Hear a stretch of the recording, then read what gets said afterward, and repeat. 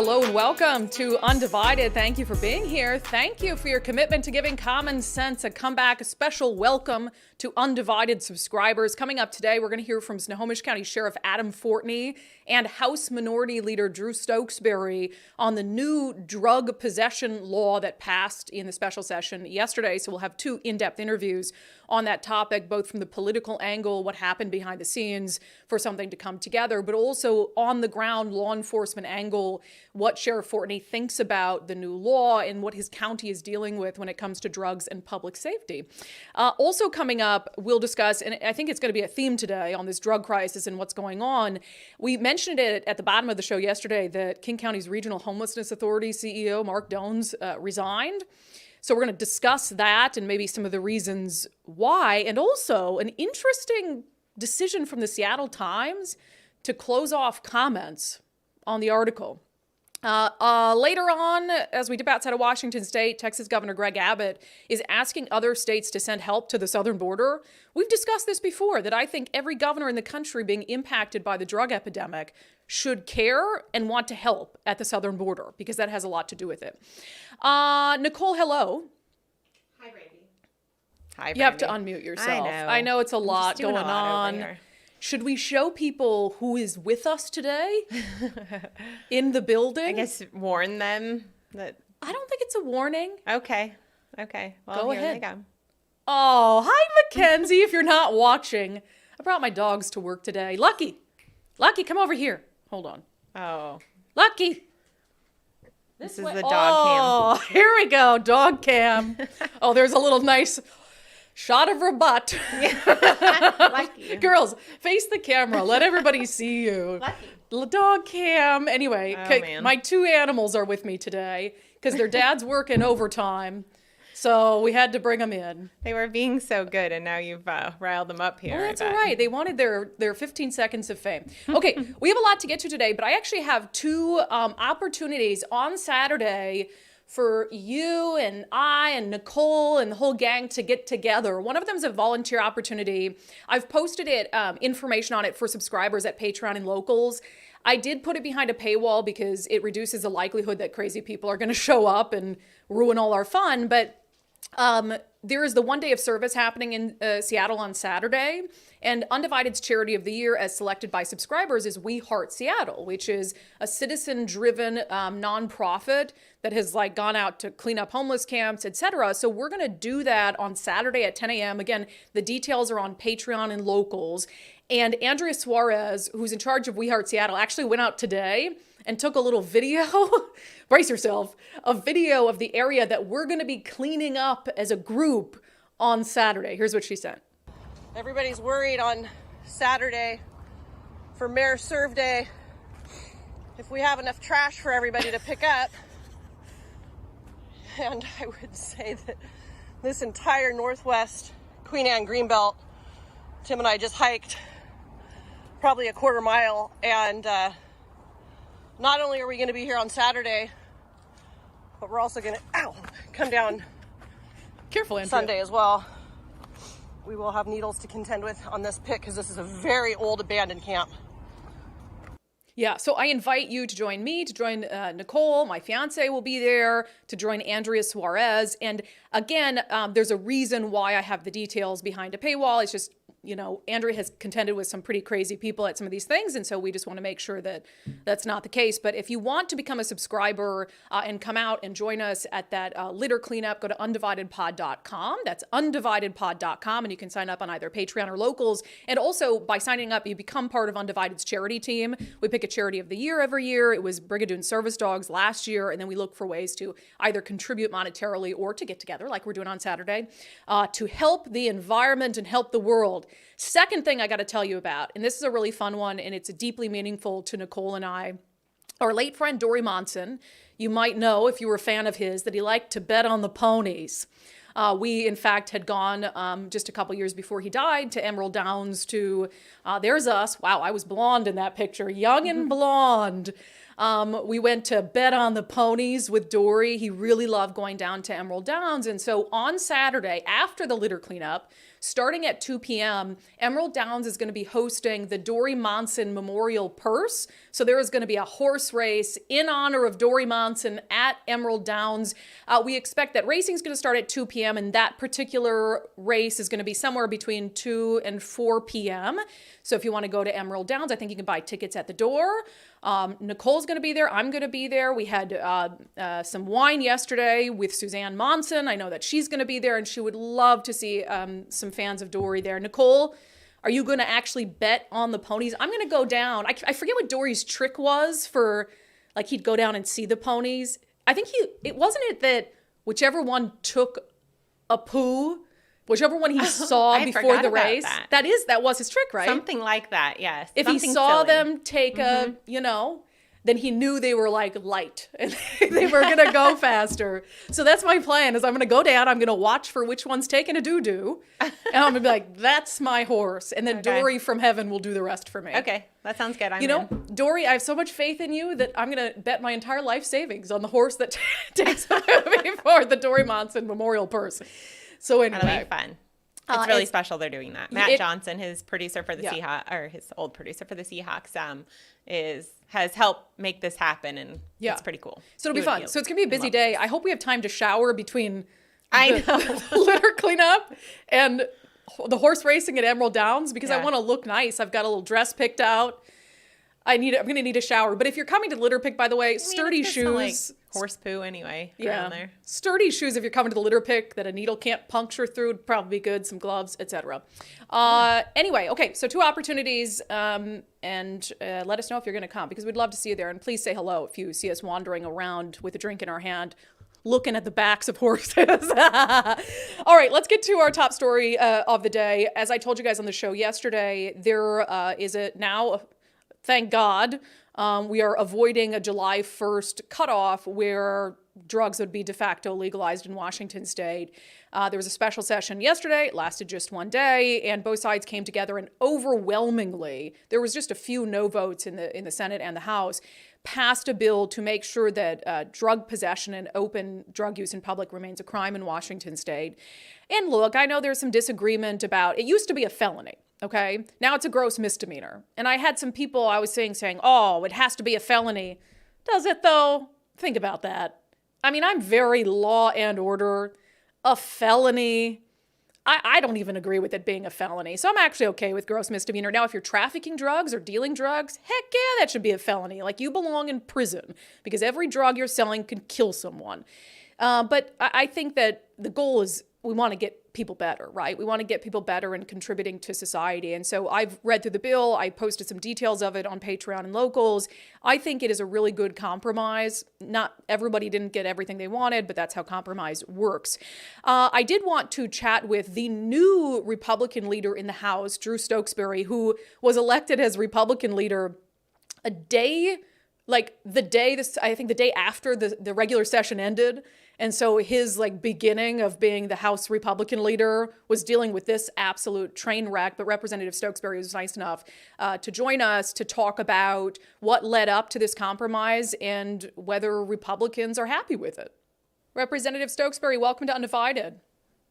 Yeah, good to see you, Brandi. Well, I should also congratulate you on your leadership position. Thank you. It's a big responsibility. We got our work cut out for us.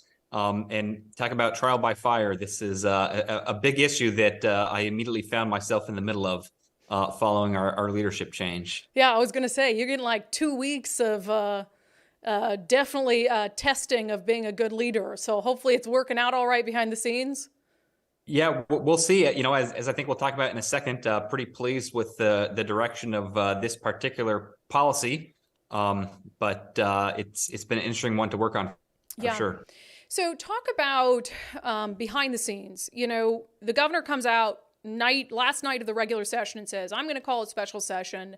So just take people through as much as you're able behind the scenes about the negotiations that have gone on since the end of the regular session. Yeah. So I had an email from the governor's office asking if he could have a Zoom meeting with me for a few minutes the next day. I agreed, assumed he would just say congratulations, maybe say go Kraken, make a joke about apples or something. But it turns out he wanted to talk about the Blake bill and what could be done. I was really frustrated when I had heard that sort of either the night of our last day of session or maybe the next morning, he had made some remarks to the press blaming Republicans for not passing a bill.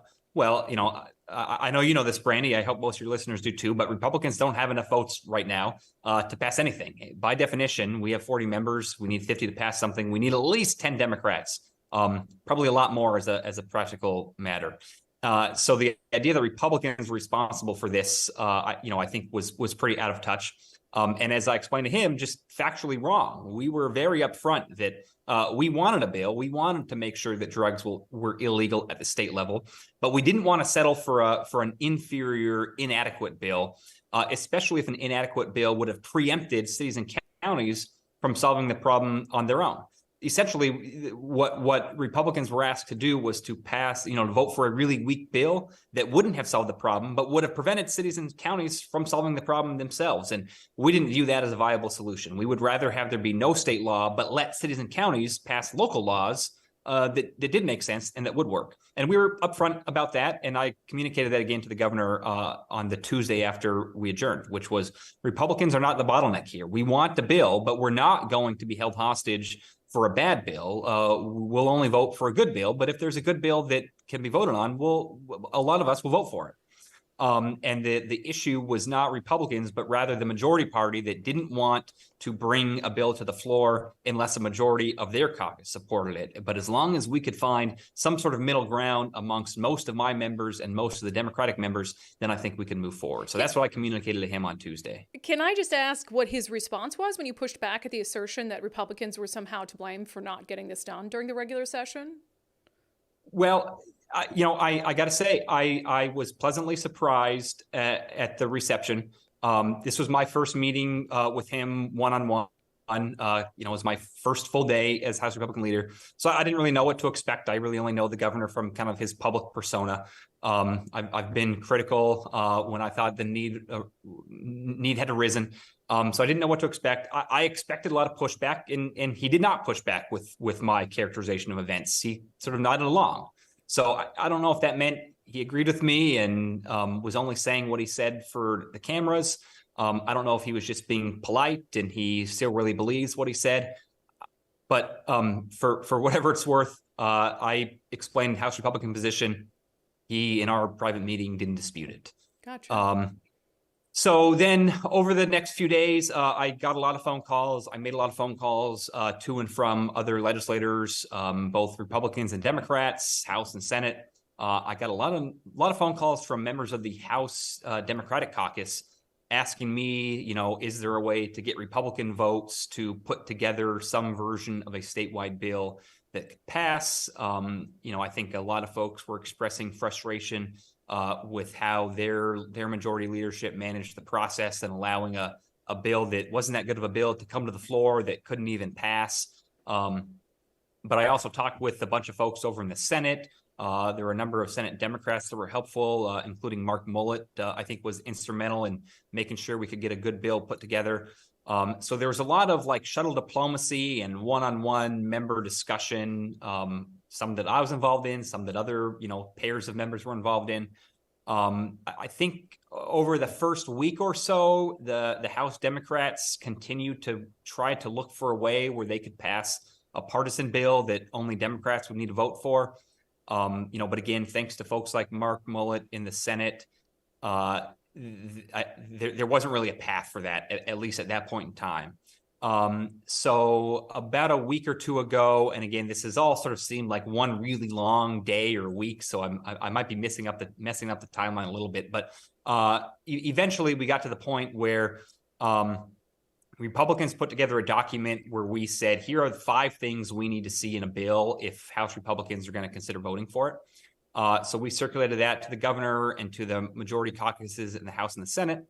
And then at some point, we kind of engaged in, sort of face-to-face, virtual, but over Teams and Zoom negotiation. The majority party kind of made a series of offers. We explained our position. And at the end of the day, what kind of emerged last weekend was a bill that essentially accomplished perhaps all 5 of our points. I think, maybe you could argue only 4.5. I think we got all 4 of that. 4 things we got, and then the 5th thing we sort of got just in a different way than we had hoped for. But I think we still get the same end result. So I thought that was something I could sell to my caucus and would be significantly better than the status quo, significantly better than no bill at all, significantly better than any version that had come up for a vote before. So each leader brought it back to their caucus, and we decided that there was enough support to bring it to the floor, and so it passed earlier today. Yeah. Can you just really quickly, what is the thing you got like half of the 5? Yeah, so our big concern was not just that there be accountability and criminal penalties for drug possession, particularly when somebody is unwilling to get treatment, right? I think if somebody is able to get treatment, that's almost everybody's goal. Yeah. But the next question is, what happens if they don't want treatment, or they are unable to be successfully treated because they keep going back and reusing. We wanted not just to make sure that there was appropriate penalties on paper, but that those penalties were actually implementable. So our concern was that while the conference version that failed on the last day of session sort of provided for a gross misdemeanor on paper, the way it worked in practice with diversions away from trial towards treatment, somebody could sort of find themselves in a perpetual revolving door where they were never actually successfully going to rehab or getting treatment, but they were never actually facing criminal penalties. And so we are worried about sort of that revolving door. So the new version fixes that we had a suggested way to fix that. Instead, the version that just passed fixes it in a slightly different way by essentially ensuring that prosecutors after the first offense have to agree to that diversion. So we think that'll fix the revolving door issue. We sort of worked with prosecutors on the language, and we think, that will avoid a situation where somebody is going through this revolving door, never getting treatment, but never getting charged, because if you get to that point, the prosecutor could say, all right, we're not going to let you keep asking for treatment because you clearly aren't submitting to it. So instead, we're going to pursue criminal penalties. Yeah. So I think maybe this is oversimplifying things, but it really seemed like Democratic leadership had a choice. Either they could try to appease the kind of further left fringe of their party that is more in favor of drug decriminalization, or they could pivot and try to work with Republicans on something. And obviously it sounds like they pivoted to work with Republicans on something. Again, and you alluded to it maybe with Mark Mullet over in the Senate, what do you think forced their hand on that?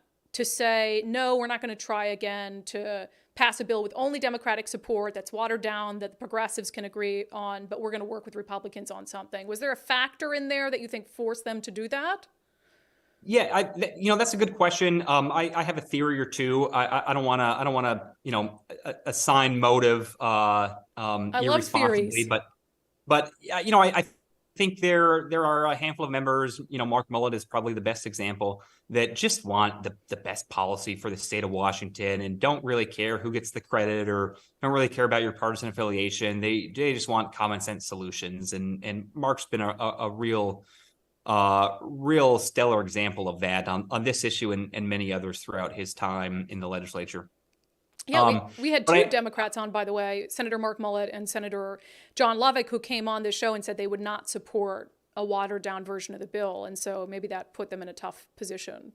Yeah, that absolutely. I think, they deserve a lot of credit because, just like Republicans, we not only have to win elections by persuading swing voters, but, we got to persuade our base voters that we're worth supporting, we're worth knocking on doors for. Democrats have the same thing. So they both have to appeal to swing voters, but also have to, appeal to their base voters. And so on something like this, where a big chunk of the Democratic base sort of wants to be more lenient with respect to some of these penalties, for somebody like Mark or Senator Lovick to say, hey, I don't think that's good policy. This is what I believe in. I'm going to, stick to it regardless of party.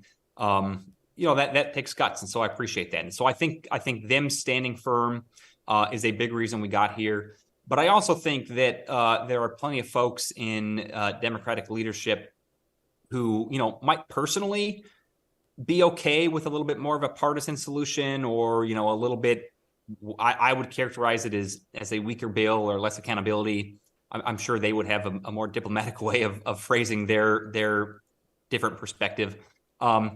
But I think for some folks in Democratic leadership, they also just view this through a political lens of they don't want to be seen as the party who was in charge when all hard drugs became legal in Washington.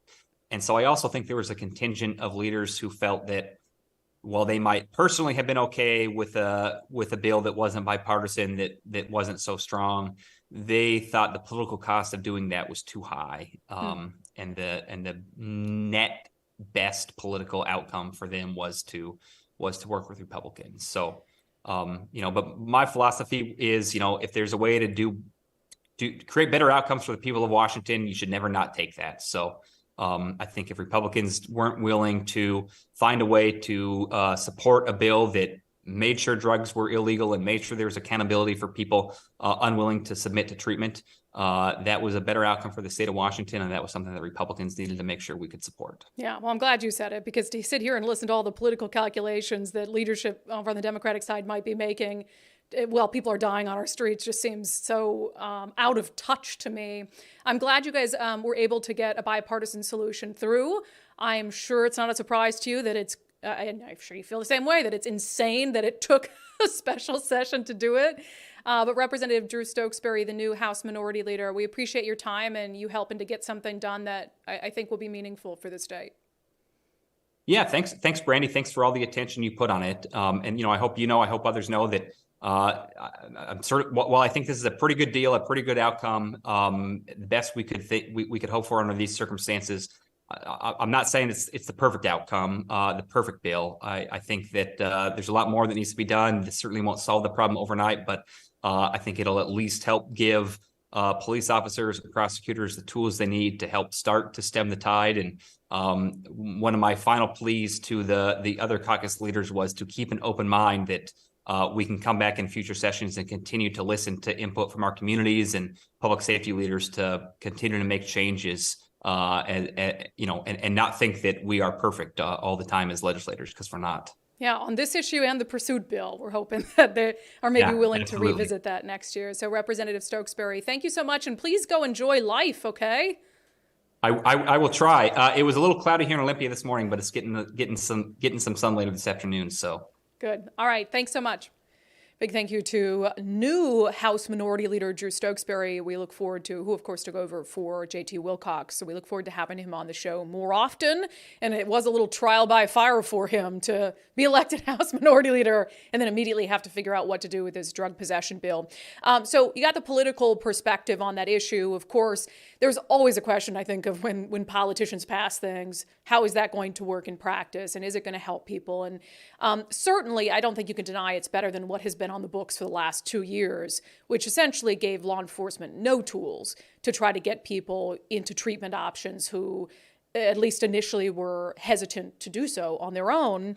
And so we asked Snohomish County Sheriff Adam Fortney, and we know like all areas, that county has been dealing with a lot of issues around substance abuse and related crime. And so we asked the sheriff to come on to talk about his perspective of the new bill, what he knows about it at least, as the details are fairly new, and also some of the other challenges that the county is facing. We talked on the show, I believe it was last week, about a little baby girl, 1-year-old girl who died of a suspected fentanyl overdose. And the mom was arrested in that case. And so we just wanted his perspective on the drug crisis, the new bill, and how things are shaping up. Sheriff Fortney, welcome back to Undivided. Thanks for being here. You got it, Brandi. Not the best topic to talk about. We're going to get to this really tragic death that happened up in your county, but obviously we finally have a Blake fix, or at least an agreement to make sure that drug possession in public use remains a crime in Washington state. Can you talk a little bit about the extent to which you've been involved, from the beginning of the legislative session to now, in trying to craft something? Yeah, so when I say me, the office, me and the undersheriff mainly, we've been very vocal advocates this session. We learned a few years back that we need to be vocal. And so this started last year for us prior to the session. We met with every legislative official, short of 3, and it wasn't any problem. We just logistically didn't work out in time. And so there were some difficult conversations in there because we don't always see eye to eye, but I thought it was important for the community and for us as a sheriff's office to be having them. So we did. And that continued through the legislative session, specifically for us, it was all public safety related. And the Blake was a huge, huge thing for us. I really wish they could have got something done within the 4 months being down there full time. And, it wasn't a surprise. They knew it was coming. But I just told you I didn't have many nice things to say about it, but I'm going to kind of go back on that. I'm glad I hope they're coming to a resolution. It looks like they will very soon here. So I'm thankful for that. I'm good with the gross misdemeanor. I'm completely okay with that. And I stand by my position of, I don't want to lock a whole bunch of people up in the Snohomish County Jail for dope charges. I just don't care, Brandi. And I know that's not popular in some circles. I truly want people to get help. But I can tell you this, until the state of Washington figures out something different, I would rather have them in my facility across the street here in Everett, because we have very professional people, medical people that can take care of them. And hopefully they can make a better life decision. So again, I'm not advocating to fill up the Snohomish County Jail, but I think it has to be part of the solution. Accountability does. Yeah, and that has been this push and pull. There is a segment of the Democratic Party in Olympia of lawmakers who don't think that drug addiction should be criminalized in any way. And so this has been sort of an effort for them to de facto legalize hard drugs. And then on the other side, there's this belief that, there's people who just want to, as you said, lock them up and throw away the key, which common sense people are somewhere in the middle. But you mentioned that when you were having conversations with the lawmakers, it really was public safety focused. So for you, for your department, for your county, in what ways is the substance abuse crisis manifesting into a public safety crisis? Oh my goodness. I think people can see it. I don't think you need to be a public safety executive to figure this stuff out. I just don't right now, because it is front and center. Listen, I've been doing this for 27 years, almost all of that on the streets of Snohomish County, where I'm from. So it's very personal to me, right? I want people to be taken care of. But this fentanyl, it's a game changer. It truly is. I dealt with the meth crisis back in the early 2000s, late 90s. Then it kind of switched to opioids and heroin. And this fentanyl is like nothing I have ever seen. And it is becoming a public safety crisis, because while we see the people in need in our streets and we want them to get help, we truly do. It's just a matter of fact that those people will commit crimes. Sometimes they're referred to as petty crimes. I don't like that term myself as the sheriff, because I think when you're a victim of a crime, any crime is very important to the person, the victim. But I think that's just, we can't talk about one without talking about the other. It is creating a crime issue, not just in Snohomish County or the state of Washington, but I think we see it nationwide. Yeah, there was an effort in multiple jurisdictions, including Snohomish County and some cities within, to say, okay, if state lawmakers fail again and they don't do what needs to be done and craft some sort of statewide legislation that we can live with, I know there were efforts to say, okay, let's put our own ordinances on the books, so come July 1st, we have something that we can enforce. Would you have rather it just been left up to the county and the cities, or are you glad that there is a state solution, even if it maybe isn't perfect? It's a good question. I think I'm pretty okay with the state solution, okay, if it's a reasonable one. And I think what they come up with will probably be a reasonable solution. It took a long time to get there, but hey, we're here, and I think they're going to pass it. It is easier when the state kind of makes it black and white. These are the laws. This is what we are able to enforce, than having different jurisdictions depending on what line versus unincorporated county or a city jurisdiction you might be in. That gets confusing really quick. And we've had enough confusion over the last 3.5 years in public safety. I think if the state wants to pass a law and there's an accountability component, but it's very heavy on getting people into treatment, I mean, shoot, as the elected sheriff here, I'm going to be all for that every day. Yeah. When we talk about the human loss and the human suffering, you guys had a 1-year-old who died of a suspected fentanyl overdose. I got to imagine that hits hard for your department. It does. It does for everybody. I think everybody in the community too, because it's fairly well known what happened. We have some investigation to do still, but yeah, it's hard. It's hard. We talked about first responders, whether they're police officers or deputy sheriffs, or you're in the fire services. It is very hard to see that stuff over the course of my career. It's for me, I can only speak for me personally, that has been the most difficult thing to either get through or to see.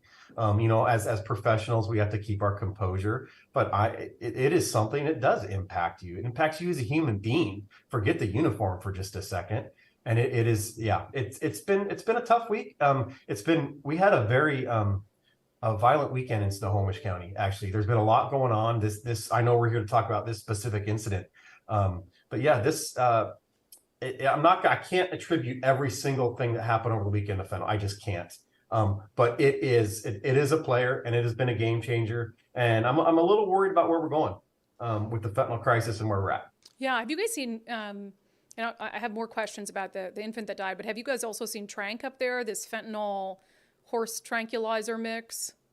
Anecdotally, we have. Actually, we have a not brand new, she's been here about 8 months, medical director inside of the Snohomish County Jail. We've never had a full-time physician before with medical services. We do now. And she has just got us a testing process for Trank.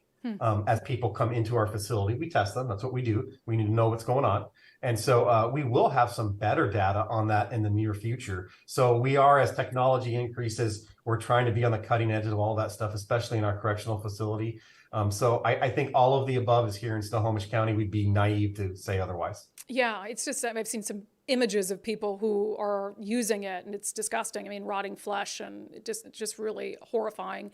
About the baby that died, you posted making kind of a plea to people that, hey, you've heard that this substance abuse thing is an issue. If this makes you sad, which I'm sure it does, you have to get involved. Can you reiterate that for everyone who's watching and listening here? Yeah, so we're at a time in history, I think, Brandi, where the community does need to be involved. We have seen, and again, they're going to fix it. So I want to make sure I'm giving them credit where credit is due. But we went 4 months without a fix. I think there was a lot of involvement from law enforcement and to a certain extent the community. And it's a fine balance, I like to say, Brandi, because most people in society are raising their kids. They're going through family life. They're working full time. They don't have the time to come to the state legislature in Olympia or the Snohomish County Council in downtown Everett and tell their boss at work, I'll be back in an hour or two. I'm going to go testify for this local ordinance. Let's face it, that's not happening on a mass scale, but it might be time to do that, to let our elected officials know that the current course we're on, it's not adequate enough, in my opinion.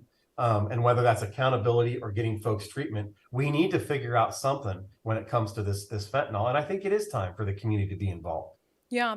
On kind of a broader public safety scale, to me, going into the session, I thought, well, gosh, obviously public safety has to be priority number one. And we were looking at what are they going to do to fix the police pursuit issue? What are they going to do on the Blake decision? As someone whose job it is to protect a county, the people of your county, how do you feel about where we are now from a public safety perspective versus where we were before the session? Well, the two major things I would want them to fix, which would be, we can't legalize drugs in the state of Washington. They didn't until today. Okay. So they went the entire session and didn't. And the pursuit fix, I'm kind of an outlier on this one. I'll be honest with you. I'm a glass half full type of guy. I want to be positive, but Brandi, they did not fix the pursuit issue. No. It is not fixed. We are in almost the identical position prior to this session starting than we are today. So if you have elected officials on your show and they want to take credit for fixing the pursuit issue, please call them on it, because it is not fixed. People can still break into your house and steal your stuff and get to a car, and it's a free pass. It's not okay. It's just not okay. We've talked about it before, and I don't want to go down this tangent too far, but the pursuit thing is one of the things that is wreaking havoc in all of our communities right now. It is because it makes the criminal element brazen. They're not dumb. They know the laws that are passed. It hits the streets really quick, and they know if they make it to a car in the state of Washington, for the most part, they can get away. Yeah, we did have, did you see our interview with Senator John Lovick? I did not see that one. Well, I thought you watched every day. I'm sorry, I do, but I didn't miss that one. Deeply offended. Well, he and I talked about the pursuit fix and how, I'm glad they got something across the finish line, even if it allows police to pursue one more vehicle this year than they wouldn't have last year. But, I think even he realizes it didn't do enough. And so we had a nice chat about it. I think he knew I was sort of disappointed in the result of things. But you mentioned fentanyl and how you think it's contributing to some of the other bigger public safety issues. You mentioned the violent weekend in Snohomish County. We've been talking a lot about the situation at the southern border. And then if we combine all of that with the inability to pursue a lot of vehicles, How does that impact the trafficking of drugs through our state? It is hard to say, because when we're not able to pursue, we don't know for certain, right? While I think we do a fairly decent job in Snohomish County, we have the largest combined drug task force up here in the state of Washington. I'm proud of that. I mean, it's been difficult the last 3 years to hang on to that task force with police staffing, but we made it a priority and did so for exactly the question that you asked. Our patrol guys, unless they run into something at the cartel level, aren't dealing with that stuff. It takes long, sometimes years long investigation. So I would just want to assure people, without giving a whole lot of detail, those investigations are taking place in Snohomish County. But to your question, when people can get into a car and they don't have to stop for the police, literally, I mean that literally, it makes it very tough for us. I don't know if they have a trunk full of fentanyl pills or not. I can't say that because we are not allowed by state law to chase them. And I want to be very careful, because this question comes up often when I'm out in the community and with you. I know why you're asking it. I don't want to be that elected official that is somehow trying to imply that I want more and more police pursuits. They are dangerous. I do recognize that. We wish we didn't have any, but we have to have at least the authority and the discretion to pursue when we feel it was safe. We have to make that in real time. When it is a blanket assessment by state elected leaders in Olympia just to not pursue, holy smokes, I think we can look back and see it's not working. Again, I don't want more police pursuits. I wish we didn't have to even have this conversation, but it is a fact of life that the criminal element will run from the police when we try to pull them over. And what we're doing is not working. Side note, doesn't get talked about a whole lot. I've talked about it. The state of New Jersey did the same thing, Brandi, and they went back, was a year, 18 months later, and said, holy smokes, what did we do? This isn't working. And they changed it right down to stolen cars, because vehicle thefts went off the charts in the state of New Jersey. We haven't got that done yet in the last 2 years in the state of Washington. Yeah, and you and I are in lockstep on this. I mean, I think it was a straw man, fear-mongering tactics to suggest that, if you want to fix the law, then you just want police to pursue anyone for any reason without any judgment whatsoever, which is just ridiculous. On a positive note, since you said you're a glass half full kind of guy, I was curious, our producer Nicole lives up in your fine county and had been talking to some businesses out there on 99 and Airport Way, and they said they've seen some improvements in just ne'er-do-wells around and drug use and things like that. Have you guys been doing anything up there on 99? Oh man, Brandi, this is a whole show in itself, but I'll give you a brief answer. You bet we have.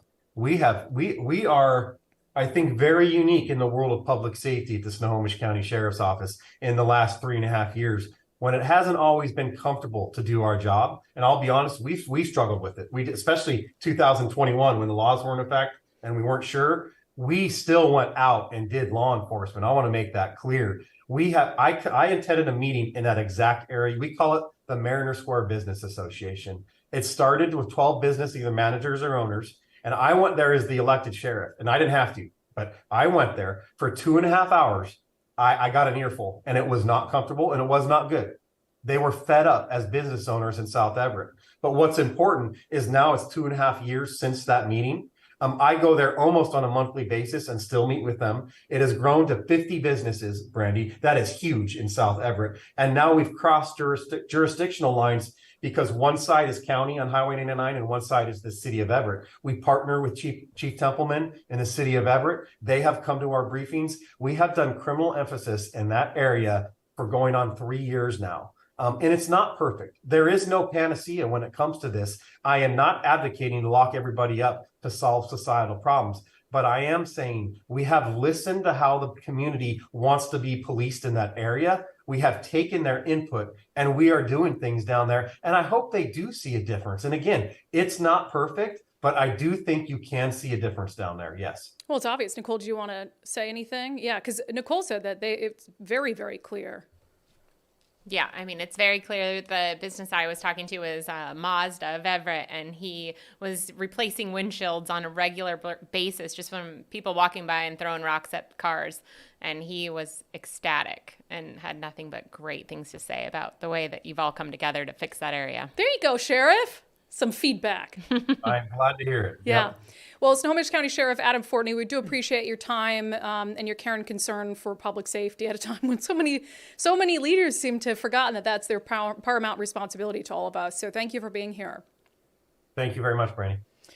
Yeah, Sheriff Adam Fortney is great. And Nicole, I like that little addition there to kind of a real world perspective of something that's working when you do focus on an area where, hey, we have a big problem here, businesses aren't happy, and you actually say, okay, we're going to make it better. And it's nice to hear. And it's cleared up a pretty big area. It goes up Airport Way to 128th. And I mean, there's still some lingering around, but for the most part, it looked bad a couple years ago, and it has gotten better and better. Like I'd say monthly. But I mean, wow, what can happen when you actually let law enforcement enforce the law? Right. It's a truly remarkable thing. Go figure. Go figure. All right. Coming up, we are going to talk about the fact that the CEO of King County's Regional Homelessness Authority has resigned. I have my thoughts on why, although we'll share Mark Doanes's rationale for why he resigned, according to what he sent out to employees of the Homelessness Authority. But first, I already heard that some of you have taken the Firstmark Challenge. Man, we've only been doing the endorsements for 2.5 weeks, so that's great. I've been talking about Firstmark Insurance and the fact that Mike and I have joined the Firstmark family. And I've also been saying that why would you not take the Firstmark Challenge? Because it's free. The only possible thing that could happen is you come away from it and you decide to keep the insurance you already have. Like, that's the only thing. But really, you can do it. You can find out a lot about whether you're properly insured for what you have. Mike and I definitely weren't, so that was one of the things we learned. And like hundreds of people who've already taken the Firstmark Challenge, you could save a lot of money and get the same insurance or even better insurance. Here's Dave Taylor, the CEO of Firstmark. We believe and we say that we will help 100% of the people that we work with. Okay. Now that doesn't mean necessarily that 100% of the people we work with are going to become Firstmark clients, but we believe that we will actually help 100% of the people, whether that be stay with your current carrier, but let's modify your coverage a bit so you're better protected, or ultimately, hopefully come over to Firstmark. We're going to put you with a different company and give you better coverage, right? So the challenge is really challenging individuals to give us an opportunity to prove that to them. That's really what the Firstmark Challenge is. Yeah, and the other thing is you never pay Firstmark Insurance anything for that service. And it's awesome. It's like I felt very fancy doing it. I told you I felt like a full-fledged adult. I'm like, wow, I have an insurance broker. But you're not actually paying them. Insurance companies pay the brokers when they bring them clients. And so Mike and I, we knew we were really underinsured going into it. So we ended up getting way more insurance for about the same price as what we were paying before. And so it was a no-brainer for us. So if you would like to do what I've done, what hundreds of people have done, take the Firstmark Challenge. Go to firstmarkinsurance.com. There's an easy little thing you can click. And Dave was great. And he's a Marine. I can't say former Marine because people are always like, once you're a Marine, you're always a Marine. So he's just an honest, nice guy. And he'll tell you if what you've got right now is just fine or if you need something else. And so check it out, firstmarkinsurance.com. We love having them as a sponsor on the show. Okay, let's get to our segment, Unbelievable.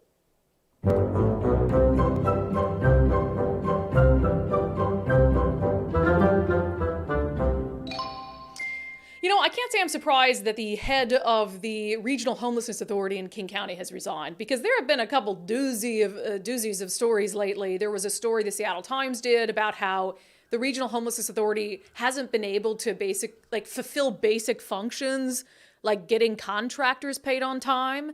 So you have these service providers who are doing the actual work of outreach, et cetera, and they've had to blow through their savings, use credit cards, because the Regional Homeless Authority isn't getting them their money on time. So that's just like some basic level stuff where I know the Regional Homelessness Authority is relatively new, but at this point they should be able to, provide the basic functions. And when the Regional Homelessness Authority was formed, it was sold to us as a panacea. This is going to be the thing that really fixes the homeless issue. We got to look at it regionally, et cetera, et cetera. But then they hired this guy, Mark Doanes, and I wanted to give him the benefit of the doubt, but it was clear he was someone who was highly ideological. And I think that seeped into a lot of what the Homelessness Authority did. We just played, I'll play a clip of it again because I'll look for any opportunity to play a clip of it again. One of their boards, which was like the Continuum of Care board, they were having this nomination process, and one of the nominees to be on the board was a sex offender. And one of the women on the board says, hey, he inappropriately touched me, and said she'd taken that allegation to the police. And then she got screamed at by the board co-chair for even suggesting that a sex offender shouldn't be on the board. Listen. This is about equity. And everyone deserves housing. I don't care if they're a sex offender. I don't care if they're black. I don't care if they're indigenous. I don't care if they're a criminal. I don't care if they're coming out of jail, prison. Everyone deserves housing. Okay, Shanae, we got you. No, it's not okay. That's the point. So, I mean, here you have, I really think, an entity that is way too ideological, also obsessed with identity politics and just putting people in positions because of characteristics that have nothing to do and are not relevant to their ability to solve the homeless crisis and help homeless individuals. Now, I think that a lot of that is the reason that Mark Dones probably resigned. He says it was because of burnout. It's like, first of all, okay, I get the burnout thing. Work's hard. Having jobs is hard. And I don't doubt that trying to solve the egregious and worsening homeless crisis that King County has is a difficult job. But I'll tell you what, if I was making $247,000 a year to do that job, I'd be willing to accept a pretty high level of burnout. Wouldn't you? Wouldn't you, Nicole? Oh, I would. Although I'm surprised that he just didn't say I can't do it. Like, this is impossible, right? I mean, there are a lot of that's people what he should say, who think that the task of heading that agency is an impossible task. Yeah, it's a burnout because you've burned out. You've done what you could and you couldn't complete the job. But I guess it's not surprising either. So he says he's not burned out yet, but he has seen people. Let me read the exact quote from the Seattle Times. Oh, here's the Seattle Times article, by the way. He says that after 5 years, I am tired. And he hasn't been the CEO for 5 years, but he was part of the process of building the Regional Homelessness Authority. He says, I believe the time has come for me to pass the baton. Well, he does say he's burned out, I guess. He says he's tired, but he's seen like a lot of different service providers get burned out in this job, in this career. And I don't, like, again, I'm not doubting that it's hard work, but you got paid, I think, more than the mayor of Seattle, right? The mayor of Seattle makes like around $200,000. I think so. To do that job, more than the governor. Mm-hmm. And didn't you know it was going to be hard work going into it? So here you have this Regional Homelessness Authority that has already been failing at basic tasks like getting contractors paid. Has these crazy meetings where it leaves people wondering, is that the person that is going to try to end homelessness? The one who's screaming at a woman who says she was touched by a sex offender and saying that even sex offenders are included in equity? Absolutely unbelievable. Now, there's one more wrinkle of this story I just got to discuss because we were we were having wine yesterday and this was brought up. So the Seattle Times, I just showed you the article from the Seattle Times. Well, if you scroll down to the bottom of it, you might notice something interesting. And that is that the Seattle Times has closed off comments to this article. And I'll read what it says. Let me see here. The Seattle Times closes, it's highlighted there at the very bottom. The Seattle Times closes comments on particularly sensitive stories. If you would like to share your thoughts or experiences in relation to this story, please email the reporter or submit a letter to be considered for publication in our opinion section. You can read more about our community policies here. The Seattle Times closes comments on particularly sensitive stories. What is so sensitive about a highly paid government official resigning his position? Why do you think they close comments in the stories, Nicole? Oh, because not everybody, would say he was great. Thank you for your service and leave it at that. I think there would be some criticism as in, you're burnt out. How about you finish the job? How about you're leaving the job undone. How about you take care of this? Yeah. There's nothing. What have you accomplished? There'd be criticism. Yeah. And you can't let people criticize someone who is black and has a different sexual orientation. I think that's what it is. Yeah. And, is associated with homelessness. Yeah. You can't criticize anything that's happening with homelessness because it's particularly sensitive. Shame on you, Seattle Times. Right. Either you allow comments on your stories or you don't. That's my position. Either you do or you don't. And you can remove certain comments if they're very vitriolic or hate speech or something. But to me, it's really interesting to see the types of stories that the Seattle Times allows comments on and the types of stories that they refuse to allow comments on. I would think somebody who's making $250,000 a year who has failed at the job would be a story that you'd allow your readers to comment on. I think so. I don't see Unbelievable. why not. There's no reason why good not. reason. Are you going to tell the story of why we noticed that? Can we? Yeah, you asked. Oh, She okay. approved. So, yeah. So we had wine with Suzanne Monson yesterday. And she was saying that when Dory died, the Seattle Times wanted to do a story. And I knew that because they'd called me for comment, et cetera, et cetera. And she said that she would give them a quote and everything if they agreed to close comments on the Seattle Times story. So it wasn't just a bunch of hateful people who hated Dory. And they didn't publish a story because they refused to close comments. Right. So you're telling me that basically an obituary, Right. That's not sensitive enough. that's not a sensitive thing that you'd close comments on. But when a CEO making $250,000 off the backs of taxpayers resigns, that's too sensitive? And that just ticked me right off because I didn't know that the Seattle Times said, no, we're going to refuse to close comments on a story about someone dying. Yeah. A public official. Now, don't get me wrong, I think an argument can be made, again, back to what I said earlier, that either you have comments or you don't. Right. Either you have comments or you don't. But to say that a story about Dory after he died wasn't too sensitive, right, but a story about Mark Doan's resigning is too sensitive, I think now's a good time to say, if you have a subscription to the Seattle Times, that money would be much better spent on a subscription to Undivided because we will let you say whatever you want. Absolutely no policing of comments on Patreon or locals. But yeah, that is absolutely, first of all, it is believable that Mark Doans would resign. Unbelievable that we can't comment on it because it's a particularly sensitive issue. It's a really good thing that the Seattle Times policies on commenting doesn't apply to me. I'm not sure it's believable that he resigned because I think it is. He was getting paid a lot of money. I mean, it doesn't You think seem he like was- he was do you doing think he was much. fired? He wasn't doing much. Yeah. Who Well, would no, I think there was conversations behind the scene. I've heard that Harold is not a big fan. Oh, yeah, he's not. So I'm sure there were conversations behind the scenes like, you're not getting anything done. We can't work together. You know, do you want to step away or do you want to? Oh, yeah. I mean, it's always hard to tell in those government positions whether they were encouraged to resign. You walk away from $247,000 job where you're not accomplishing anything and you just walk away. I guess we don't know. I guess if you know, if you have background knowledge on whether he was forced out, go to undividedpod.com, send us an email. Okay, and that has been unbelievable. Coming up next, Governor Greg Abbott in Texas is begging other states to send help to the southern border. We'll discuss which states have answered the call. Hint, it's not Washington, in case you are wondering. But first, are you in the market to sell your home? Well, why don't you check out sellwithwes.com and talk to our friend Wes Jones at Wes Jones & Associates about what he can do for you that a traditional real estate agent might not be able to. We have programs in place to help you prep your home. We can help cover your repairs and even cosmetic upgrades where you can pay for those at the closing table. We have a flexible commission structure. We have the absolute best marketing that you're going to find of any real estate agent.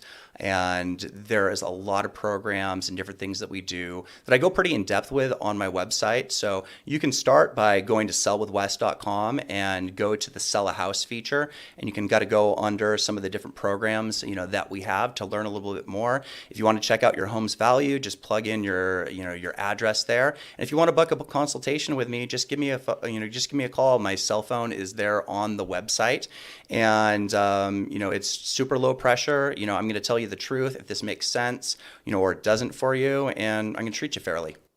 So that's Wes Jones with sellwithwes.com. Just an all-around great guy. He's been selling homes in our area for a really long time, was a long-time sponsor on Dory's show, and so we just love that he's joined the team and just really appreciate the honesty and the care and concern that he gives to every single client. So if you're in the market to sell your home, check out sellwithwes.com. That's sellwithwes.com, a better way to sell your home.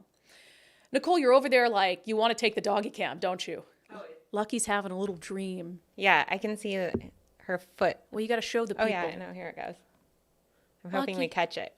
Are you having a little dream over there? There, see that? Somebody told me Pause. Lucky was fat the other day. I'm like, she just has a little head and little legs. Lucky, it's okay. It's not the best angle we've got on her. Yeah, I mean, there's been better angles. She's so cute. That's Look what. at, there it goes. That's the dog that She's running in her sleep. Mike rescued that had been tied to a tree and left for dead, and then we ended up adopting. That's why we named her Lucky. She is a Anyway, lucky I dog. love having him here today. Usually I don't take him with me. Anyway, I love the dog cam idea. Okay, let's step outside of Washington State for a moment because we're going long on the show today. Texas Governor Greg Abbott has asked other states to send him help at the southern border, which I think is a good and reasonable request, that we don't leave this up to just border states to contend with when the immigration crisis and the border security crisis impacts every single state in the union. So Governor Greg Abbott, he sent out this plea urging the nation's governors to help support Texas's unprecedented border security efforts in the wake of President Joe Biden ending Title 42 last week. He goes on to say in the letter that he sent out, saying the flood of illegal border activity invited by the Biden administration flows directly across the southern border into Texas communities, but this crisis does not stop in our state, which is true. In the federal government's absence, we as governors must band together to combat President Biden's ongoing border crisis and ensure the safety and security that all Americans deserve. And it turns out that a couple of folks have any guesses on what states have come to Texas's assistance? Not California and Washington. No. Shocking. Florida. So this is a story from the Texas Tribune. Greg Abbott asked other governors for help patrolling the Texas-Mexico border. Ron DeSantis answered the call. So Ron DeSantis sending resources over to Texas to assist. Greg Abbott also said on Twitter that Idaho, all the way down there, Idaho will send state police to support our response to the border crisis and help stop drug and human smuggling. I thank Governor Little for deploying these resources. With the help of states like Idaho, we continue to fill dangerous gaps created by Biden's open border policies. That's a pretty long way. But look, when you talk about a time of emergency, and whether it is a hurricane, Washington State will often deploy National Guard troops to help with hurricane assistance, natural disasters, wildfires. We've done that for California. And to me, this is just as big of a national emergency and a national crisis. Now, I don't think we have the spare law enforcement resources like Idaho does to send our state police down there. We're a little short in that category. We have the lowest number of law enforcement per capita of any state in the country. However, we do have National Guardsmen and women who I'm sure would be eager to go down and to help with that mission. And I don't see why we wouldn't help. And this is something I've been preaching for a while, that the border crisis directly impacts us. Where do you think the fentanyl is coming up through? Where do you think these drugs that are killing people in our communities and our streets are coming from?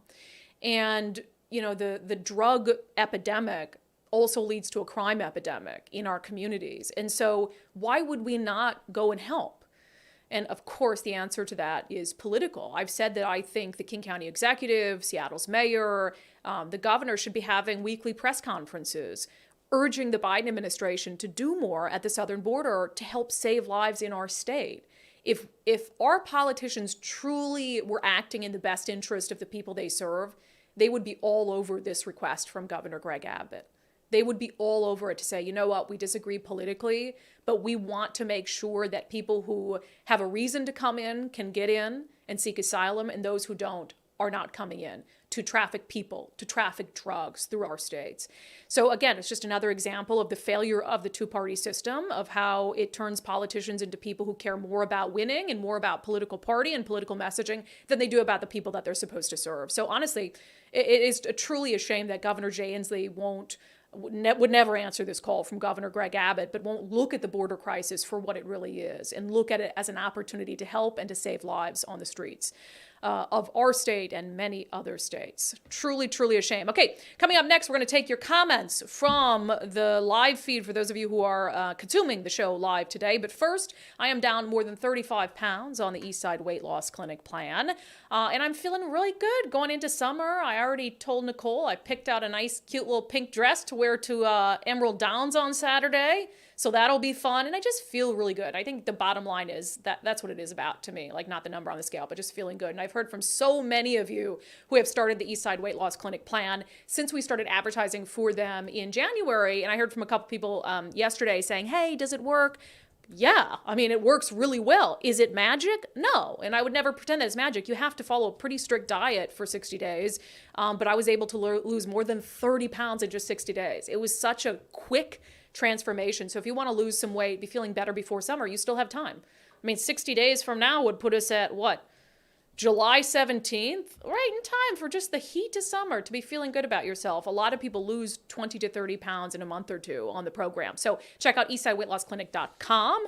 eastsideweightlossclinic.com. The easiest thing to do is just to click on the button for a free 15-minute consultation with Dr. Ryan Coogan. Doesn't cost you anything, just 15 minutes to figure out if the program is right for you, and make sure to tell them that you heard about them on the Undivided podcast. Okay, let's get to your comments. And Nicole, take the dog cam at your leisure. It might be better than looking at me while I answer these. Bill Biz with a super chat, $20. I love it. Brandi, after watching your podcast on Olga Sagan's announcement, I went to her website and contributed. Awesome. If nothing else, she should be a welcome voice of sanity on the Seattle City Council. Public safety shouldn't be political. I totally agree. We talked about the owner of Pierogi, Olga Sagan, who we've had on the show many times. She was part of our series on truth tellers.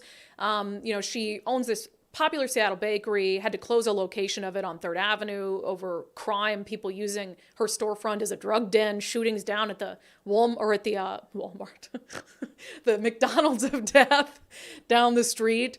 And she's now running for Seattle City Council District 7, which is the council seat for downtown. She's running against the incumbent, Andrew Lewis. And I've said that I think she'll be wonderful at the job. And I let you guys know that that's the first political campaign I've ever contributed to, is Olga Sagan's. And that was one of the reasons, if you're on the YouTube chat, my question today on the poll was, should I reconsider my policy of not endorsing individual candidates? And actually 58% of you said no, that you don't want me endorsing individual candidates. So technically, Nicole's like, I haven't endorsed Olga, but I think that it's often, given my opinion on things, clear who I'm supporting in a particular election. Contributing to the campaign implies you're endorsing them at some level. I guess.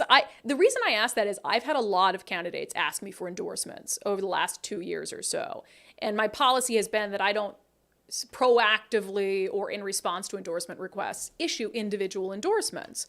But there are some candidates that I really like and some I really, really don't like. And so I've sort of toyed with the idea of endorsing people, but you guys seem to not like that idea. I'm still going to give my honest, unvarnished opinion, but I do agree that official specific endorsements isn't an area I'm willing to venture into yet. Well, yeah, considering we want to open up the show to all different voices. Yes. And if you endorse one, it seems silly to have the opponent on, right? But if we're just being fair and letting both of them come on, it makes sense. Well, yeah. I mean, I would never ask a candidate to come on under a false premise. Like, No. I give my very clear opinion on people. Right. Like, if Bob Ferguson was here, he knows that I don't want him to be governor. Right. So it's like an anti-endorsement. Right. Mariana on that says, Marian says, Walter Cronkite didn't even tell his wife who he voted for, but I think there's something upfront about it too. Tough call. But I'm also not Walter Cronkite. I give my opinion. I'm a political commentator. And so if I'm sitting here and dogging on one particular opponent or saying like Olga Sagan that I'm like, I think she'd be great because she could help save downtown, isn't it kind of obvious that I support her politically? So it's this weird place to be in. If I, like when I was at Fox, of course I'd never endorse a candidate because I was doing straightforward news. But, just an interesting conversation. I will say I have supported referendums in the past, and I will continue to do that. For instance, my understanding is there's going to be a referendum to overturn Senate Bill 5599. There's lucky stretching. Government-sanctioned kidnapping of your kids.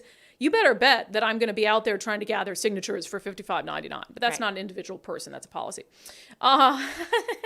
Nick says, when's Nicole going to bring her cats in? I love cats. This is a comment from Nick, N-I-C. Did you post that comment? Okay.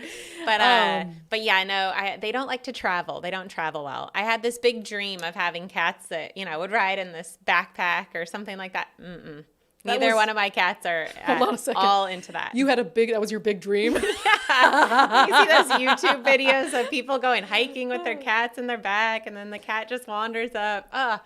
Looks so adorable. I'll tell you, Mike and I have seen cats on leashes. Oh, yes, that's hiking. the thing. There's a person around my complex that complained about my cats not being on leashes because she walks hers on a leash. Super weird. Matt says, is Emerald Downs keeping the Dory Monson Memorial Purse on the down low? I can't find anything about it. It's come together very quickly. I think they are going to post something about it. Yeah, apparently Monday, Tuesday are their day off, so hopefully Wednesday, Thursday they'll get something up there. Right, but we also probably have a bigger reach than them anyway. I did get not everybody checks the website, I guess, but I did get a text saying that it's going to be the third race. First going off at 2, so third race around 3 o'clock. Okay. All right. Good info. And we'll talk about it again tomorrow, and we'll update you with anything. But just show up and have fun. Cheer. Okay, Megan says on Patreon, thank you for being a subscriber. Yay, catching you live today. The new unbelievable theme music has really grown on me. I boop at the end every time. Good. Hear that, Daniel? Some people like it. Boop. DC says, after all the programs and funding, we end up with an even bigger homeless and drug problem. Yep, homeless industrial complex.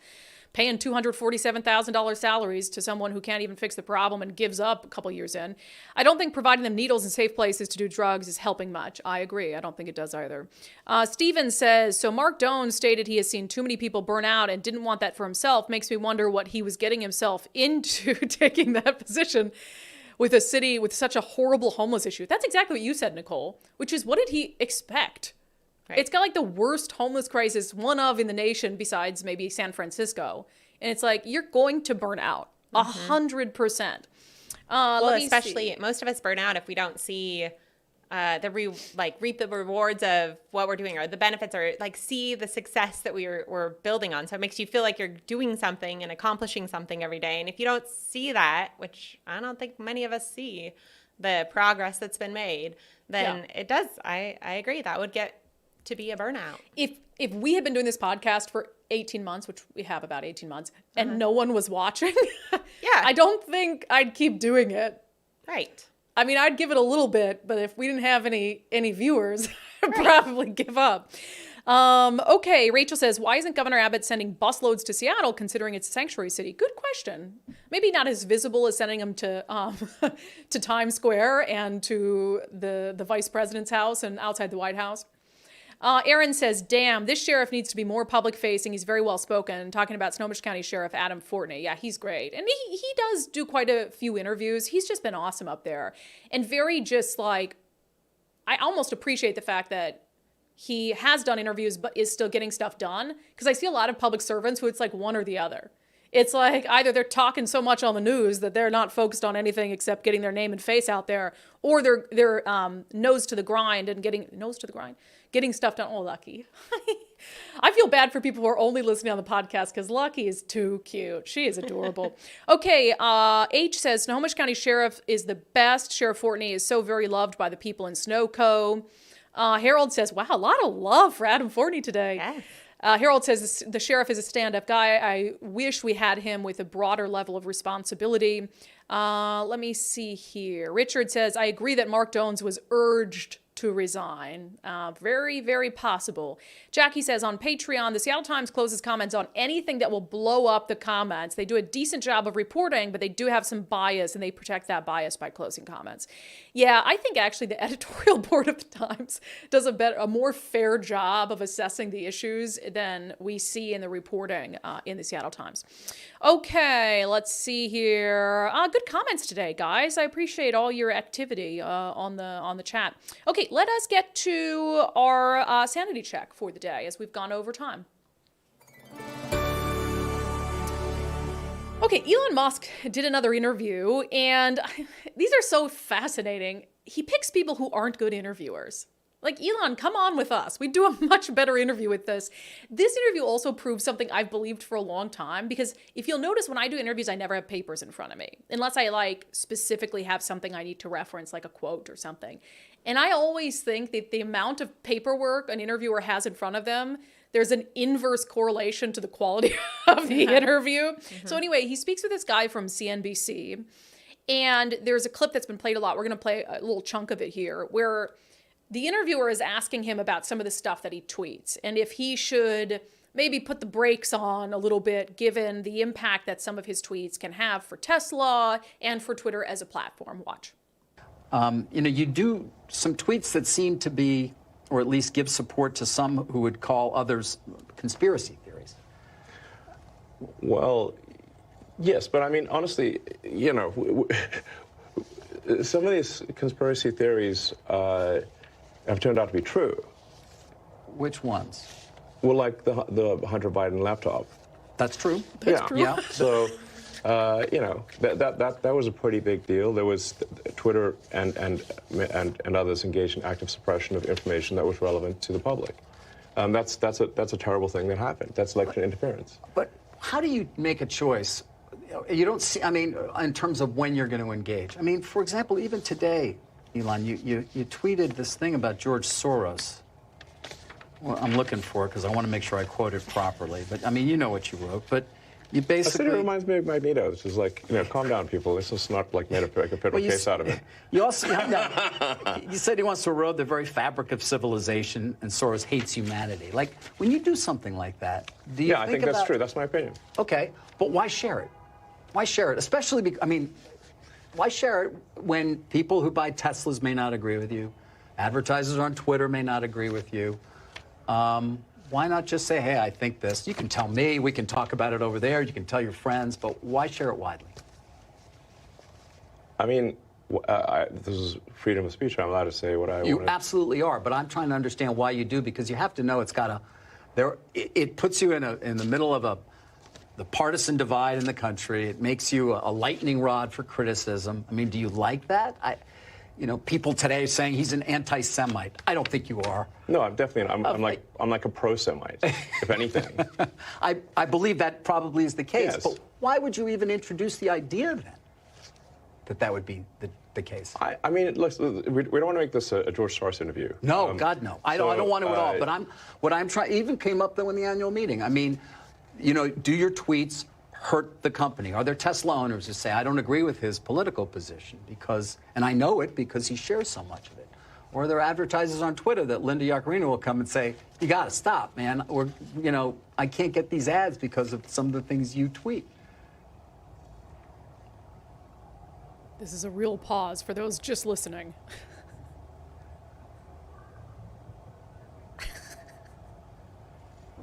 I'm reminded of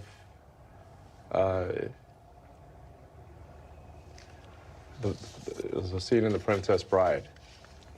Great movie. Great movie. Where he confronts the person who killed his father. And he says,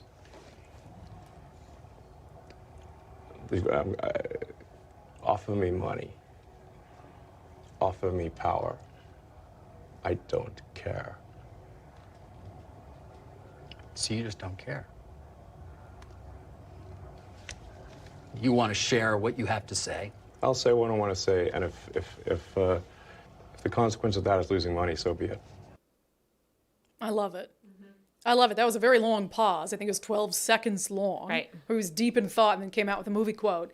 But it speaks so much to how I feel. I mean, I'm not making Elon Musk kind of money. So maybe you can give people, you can care a little less when you have that much money, maybe. But I always reference the Jordan Peterson quote where he said, it's incumbent on each of us to set up our lives in a way where we can afford to tell the truth. And Elon Musk has set up his life in a way where he can afford to tell the truth and, also offer opinions that might not be popular. And do I agree with everything Elon Musk tweets out? No. But I'm not going to try to discourage or squash him from saying those things. And it was interesting, the interviewer, to have asked a question where the rebuttal was so obvious about you tweet things that some people say are conspiracies, and Elon says, well, like what? And Elon is able to give him immediately an example of something that was deemed a conspiracy that actually was never a conspiracy. The Hunter Biden laptop story. How many COVID stories could we say were called conspiracies and then turned out to be true? And so really not a great interview from CNBC, but I think a really important point that Elon Musk made about, look, if I lose money for telling the truth, that's okay with me. I don't care. And I wish more of us could not care about the consequences of simply saying what we think is true or what we think needs to be said. I also think it's a free country. Like, that's what we're proud of. That's what he's created, his world. Yeah. And say what you feel. And if you, I mean, I think he says things that he's trying to say to bring attention to on purpose. He wants to make a difference. So. Yeah. Well, and also, look, do words have consequences? Of course they do. Yeah. But what he's saying is he's ready to deal with the consequences. He's calculated the risk. Right. He's calculated the risk. If powerful people say bad stuff, can that have negative implications for the world? Yeah. But then Elon Musk would have to pay the price, whatever it might be. You know, people not wanting to buy Teslas, people not wanting to use Twitter, doing X, Y, and Z, fine. He's saying, I'm willing to take that price. And so that's his decision to make. All right, the dogs are restless.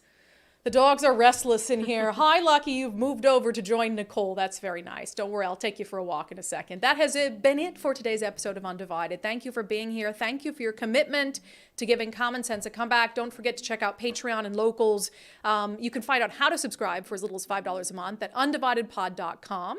That's undividedpod.com, and you'll see the post that has the details about the litter cleanup that we're going to do on Saturday. And then also we'll talk again tomorrow and remind you about the Dory Monson Memorial Purse happening at Emerald Downs Saturday afternoon. And I hope you guys can join us for one or both of those opportunities. As always, thank you for being here, and thank you for your commitment to giving common sense a comeback.